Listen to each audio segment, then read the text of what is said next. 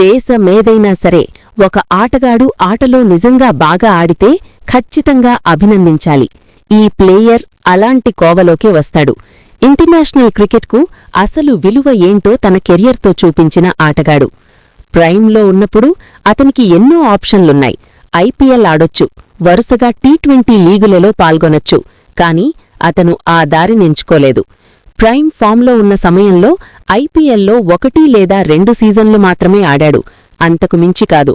ఎందుకంటే అతని ఫోకస్ ఒక్కటే, ఐసీసీ ట్రోఫీలు గెలిపించడం, తన దేశానికి సేవ చేయడం. అందుకే ఐపీఎల్ లేదా ఇతర టీ20 లీగులకు దూరంగా ఉండి ఓన్లీ ఇంటర్నేషనల్ క్రికెట్కే కట్టుబడ్డాడు.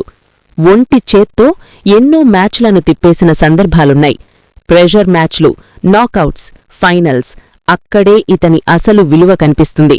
అందుకే ఇతను కేవలం మంచి బౌలర్ కాదు, champion cricketer, champion bowler, champion sports man.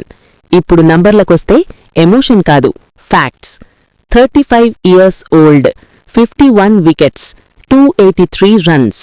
ఇది ఒక టోర్నమెంట్ ఇంపాక్ట్ మాత్రమే కాదు, అది అతని లెవెల్. కెరియర్ మొత్తంలో ఇంటర్నేషనల్ గణాంకాలు: 424 wickets in tests, 247 wickets in ODIs, 79 wickets in T20Is. Mitchell Starc completed 750 wickets in international cricket. ఈ గణాంకాలు చూసిన తర్వాత ఒక మాట స్పష్టం: give the ICC cricketer of the year award to the great man Starc. ఇది డిమాండ్ కాదు, జస్టిఫికేషన్. మోడర్న్ ఎరాలో one of the greatest fast bowlers అని చెప్పడం ఒక అభిప్రాయం కాదు, అది డేటాతో ప్రూవ్ అయిన నిజం. ఇదే అభిప్రాయం మీకు కూడా ఉంటే ఖచ్చితంగా లైక్ చెయ్యండి.